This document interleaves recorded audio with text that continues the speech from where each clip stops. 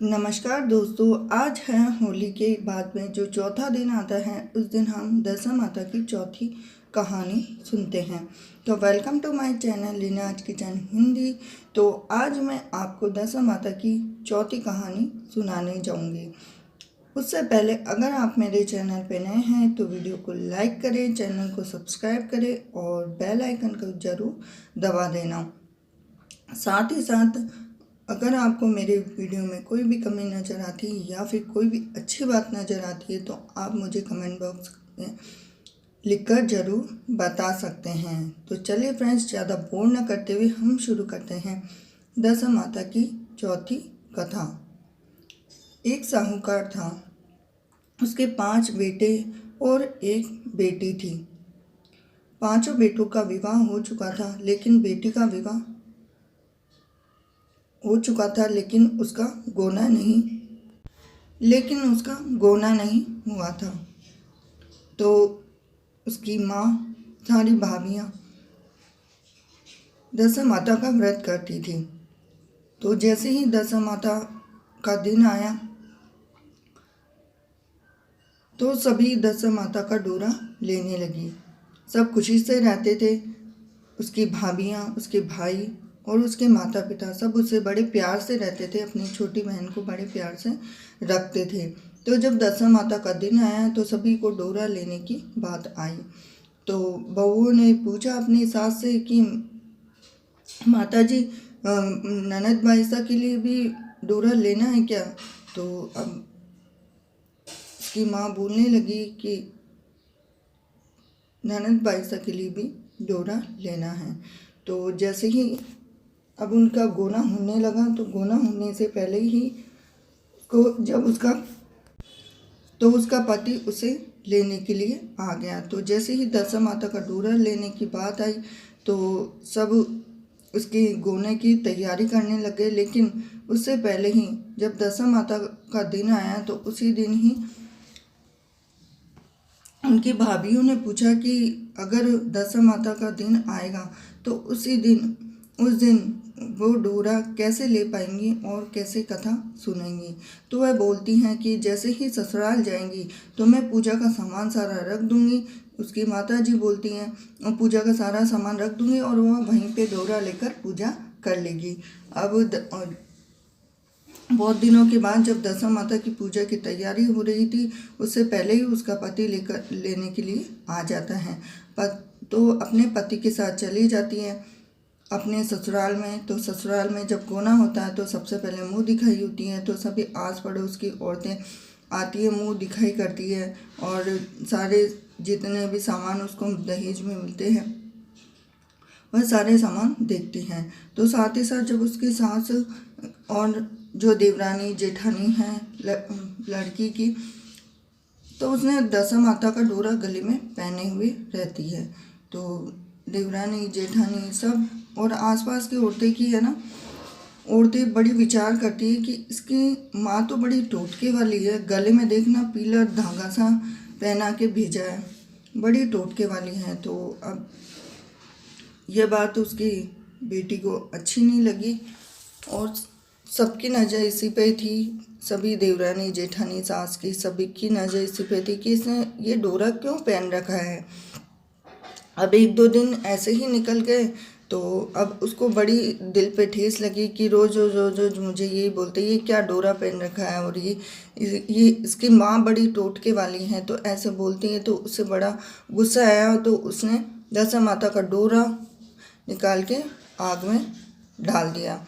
तो जैसे ही आग में डाला तो पूरा घर जलकर खाक हो गया। सारे पैसे, कपड़े, जायदाद सब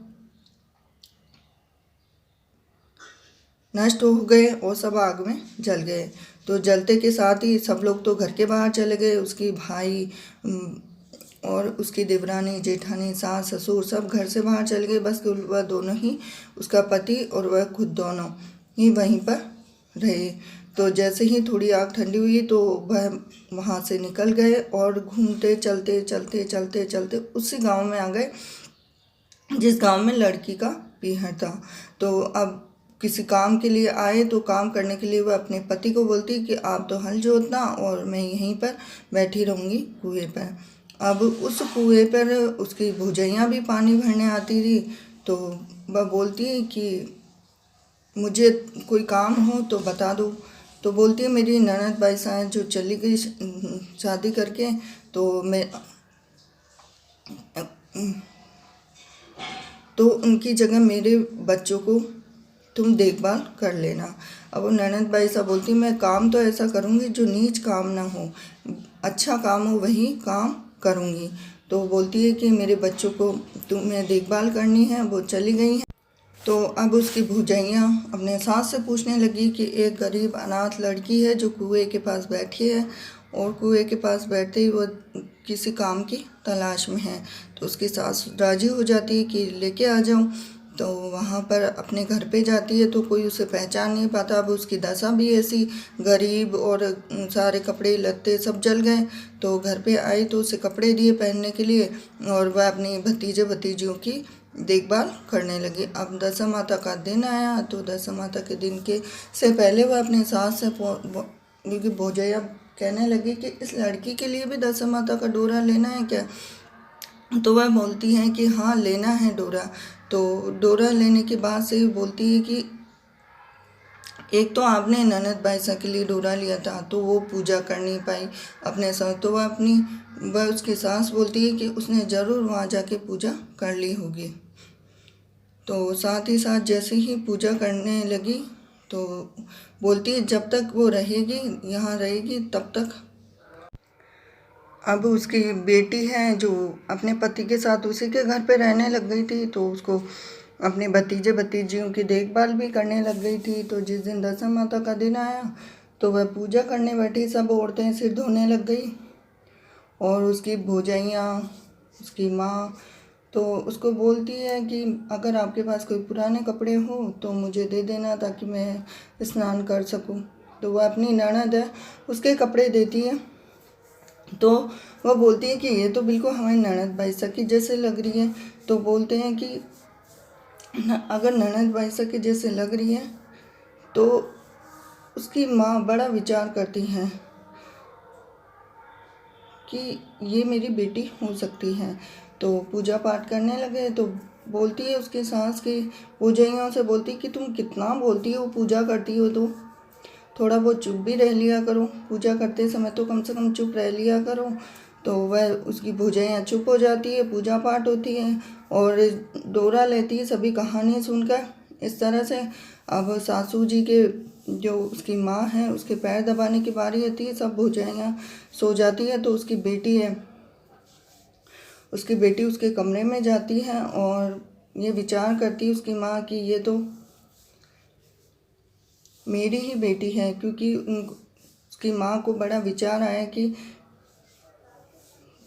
शायद ये मेरी बेटी हो सकती है। तो जैसे ही उसको याद आई तो वह अपनी उस लड़की से पूछती है कि तेरे साथ ऐसा क्या हुआ, तेरे सास ससुर कहाँ पर है, तेरा परिवार कहाँ है। तो बोलती है कि मेरे सास ससुर और देवरानी जेठानी सभी हैं, लेकिन किसी कारणवश मैं जब गोना करा के गई तो वहाँ पे सब टोकने लग गई औरतें कि ये क्या डोरा पहन के आई है। तो मैंने डोरा उतार कर फेंक दिया। तो अगले दिन जब उसकी माँ को पता चला तो थोड़े दिन जब उसका पति उसके साथ रहने लग गया तो उसके पति का सम्मान होने लगा वहाँ पर और वह साहूकार जैसा बन गया, उसकी इज्जत होने लग गई, उसको अच्छे कपड़े दिए और साथ ही साथ थोड़े दिन रहने के बाद में वह अपने घर पर चले गए। तो जैसे ही रास्ते में चलते हैं तो एक नदी आती है। नदी आने पर नदी में वहाँ पर बहुत सी अप्सराएँ हैं जो दशा माता का डोरा ले रही होती है। तो एक डोरा बच जाता है तो वह अप्सराएँ बोलती है कि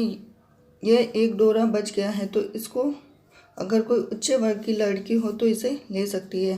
तो दशा माता का दिन था तो उसने डोरा ले लिया। डोरा लेने के बाद में वह अपने घर पे गई तो देखे सब राम राजी थे, सब सास ससुर देवरानी जेठानी सब साथ में रह रहे थे। और जैसे ही घर पे पहुंचती है तो सास पूजा का थाल लिए हुए, ननद बाईसा कलश लिए हुए और जो देवरानी जेठानी और दूसरा पूजा का सामान लिए हुए खड़ी थी। तो जैसे ही सासू जी बहू के पग पड़े और बहू सासू जी के पग पड़े तो बोले कि सासू माँ जी आपकी कोई गलती नहीं है, आपने जैसे ही मेरे यहाँ पे आए तो आपने दशा माता के डोरे के बारे में उनका अपमान किया, तो मैंने गले में से वह डोरा उतार दिया।